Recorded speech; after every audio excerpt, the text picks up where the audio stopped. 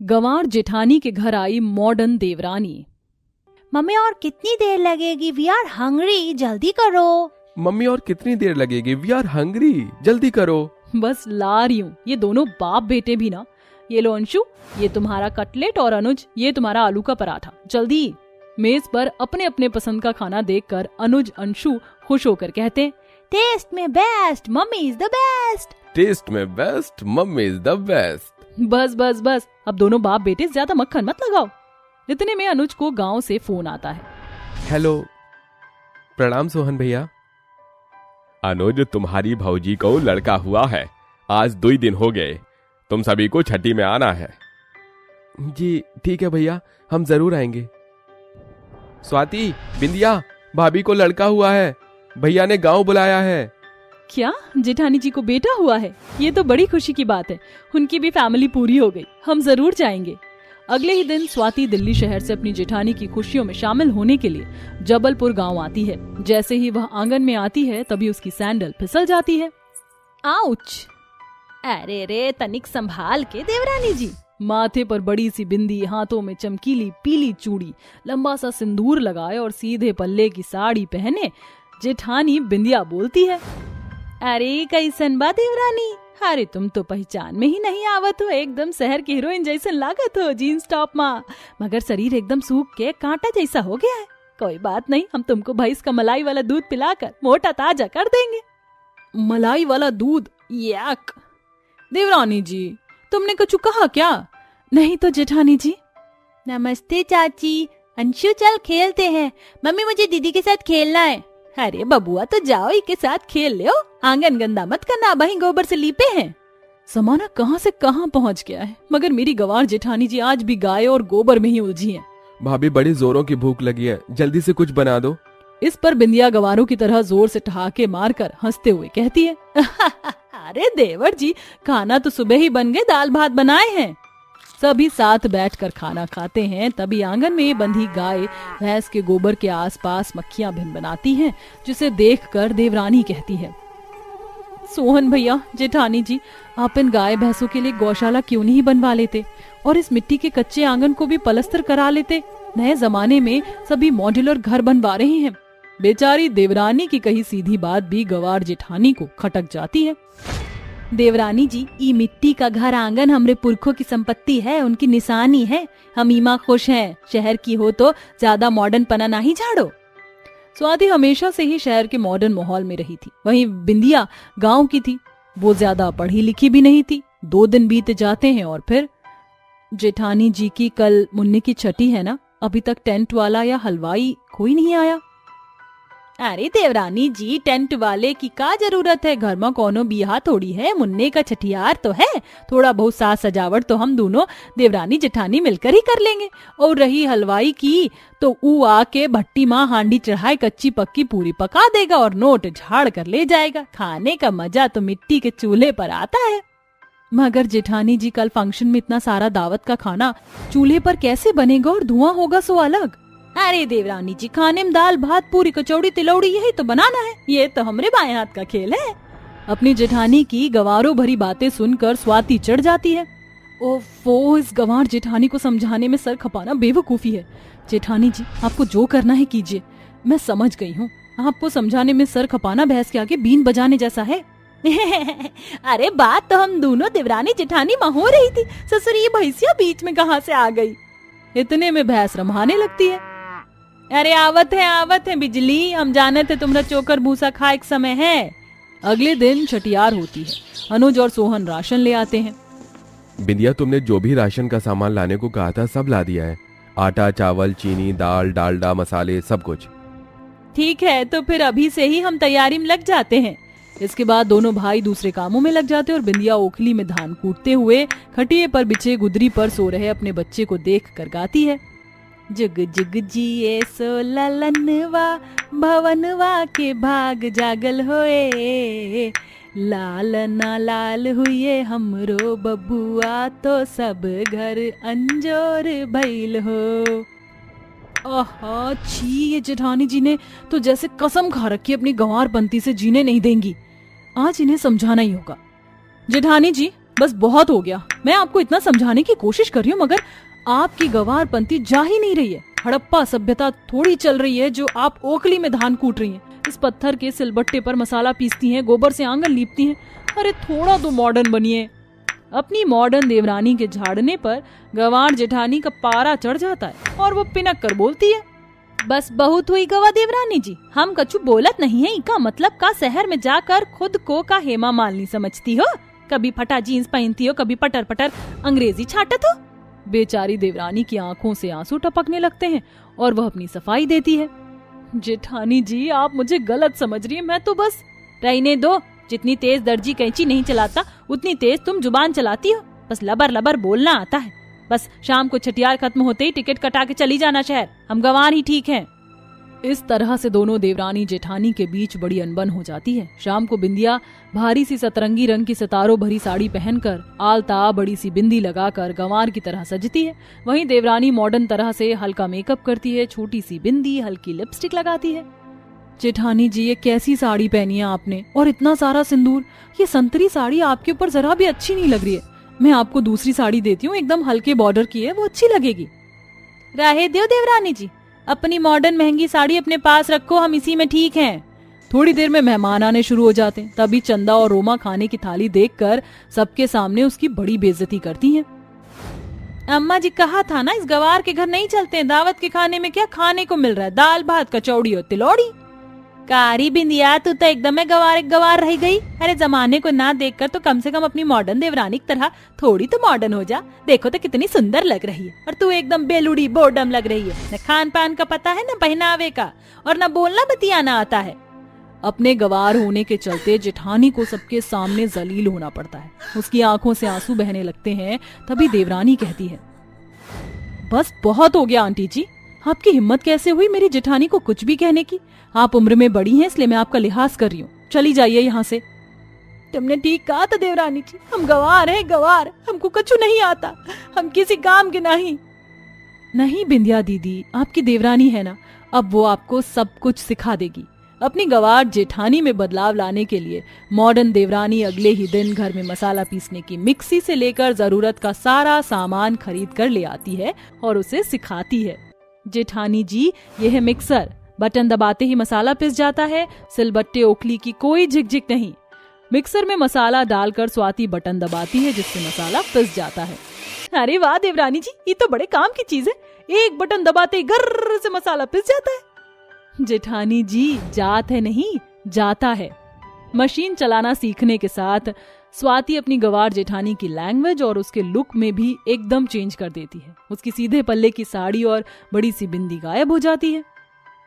अरे वाह चाची, आपने तो माँ को एकदम मॉडर्न बना दिया। ये है मेरी जेठानी जी, एकदम सुंदर, जस्ट लुकिंग लाइक अ वाव।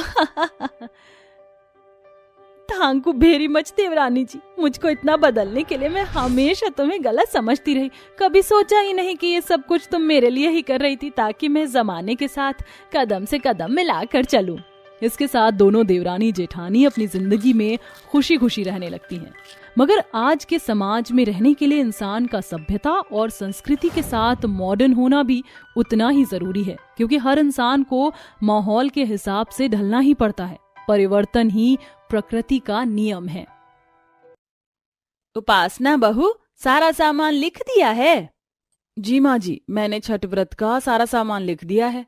एक बार जरा पढ़कर सुना दे।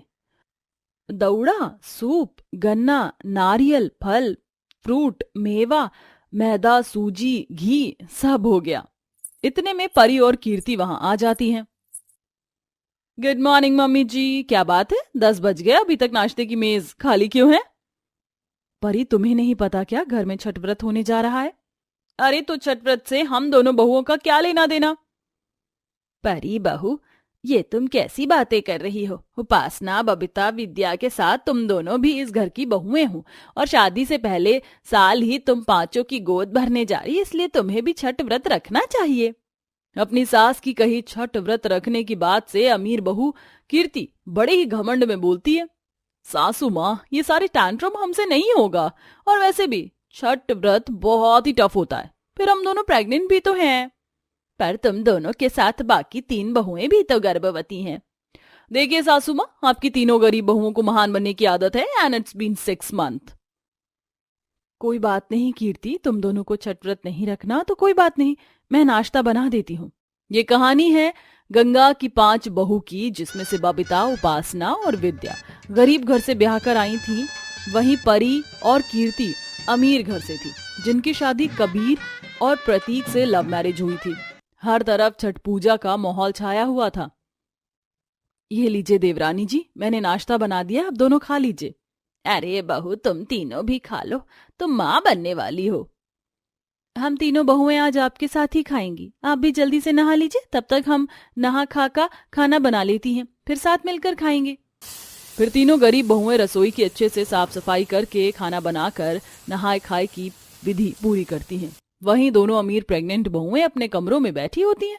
तभी कबीर कहता है, उपासना भाभी, विंदिया भाभी और बबीता भाभी ने छठ व्रत रखा है, तुमने छठ व्रत नहीं रखा? कबीर, तुम पागल तो नहीं हो गए? मैं प्रेग्नेंट हूं और तुम चाहते हो कि मैं व्रत रखूं? ये नहीं होगा। शाम को गंगा छठ पूजा की खरीदारी के लिए अपनी 3 गरीब बहुओं के साथ बाजार जा रही होती है। उपासना बहू, विद्या बहू, बबीता बहू, जल्दी करो वरना बाजार में भीड़ भाड़ हो जाएगी। चलिए माँ जी। माँ जी, हम दोनों भी आ गई। मगर बहू, तुम दोनों तो छठ व्रत रख ही नहीं रही हो। सासू माँ, अगर हम छठ व्रत नहीं रख रही तो इसका मतलब ये तो नहीं कि आप हमें शॉपिंग नहीं कराएंगी। जब आप अपनी तीनों गरीब बहुओं को छठ पूजा की शॉपिंग करा रही हैं, तो हम दोनों अमीर बहुओं का शॉपिंग करने का हक भी तो बनता है। इसके बाद गंगा अपनी बहुओं को लेकर बाजार जाती है, जहाँ छठ पूजा का सजा हुआ बाजार देखकर बबीता कहती है, माँ जी, छठ पर्व का बाजार कितना अच्छा लग रहा है, कहीं नारियल कहीं गन्ने बिक रहे हैं। इसलिए कि गंगा की तीनों गर्भवती बहुएं गरीब घर से थीं, वह अपने मध्यम वर्गीय ससुराल की स्थिति को समझती थी। इसीलिए वह मोल भाव के साथ छठ व्रत का सामान खरीदती हैं। बहू, छठ पूजा के लिए फल फूल, दौरा, सूप सब कुछ खरीद लिया? अब चलो, मैं तुम 5 को साड़ी दिला दूं। गंगा अपनी 5 बहू को एक दुकान में ले जाती है, जहां अमीर बहुएं कीर्ति और परी घमंड में कहती हैं, ये क्या सासू माँ, शादी के बाद ये हम 5 बहू की पहली छठ पूजा और आप हमें इस सस्ते से दुकान से साड़ियां दिला रही हैं? हम इतनी सस्ती साड़ी नहीं पहनती। अरे मगर बहू, बाकी तीनों बहू ने भी तो यहीं से साड़ी ली है ना, फिर अभी छठ पूजा में आगे भी बहुत से खर्चे होने हैं। सासू माँ, हम इन तीनों की तरह गरीब घर से नहीं है, अमीर घर से। हम उस शोरूम से साड़ी लेंगे। मगर परी, उस शोरूम में साड़ी बड़ी ही महंगी मिलेगी, मुझे वही साड़ी चाहिए। वो क्या है ना मेरी गरीब जेठानी जी, हम दोनों तुम तीनों की तरह ये 2 कौड़ी की सस्ती सी साड़ी पहनकर गंवार नहीं लगना चाहती। इस तरह दोनों अमीर बहुएं महंगे हाईफाई से शोरूम से साड़ी खरीदती हैं।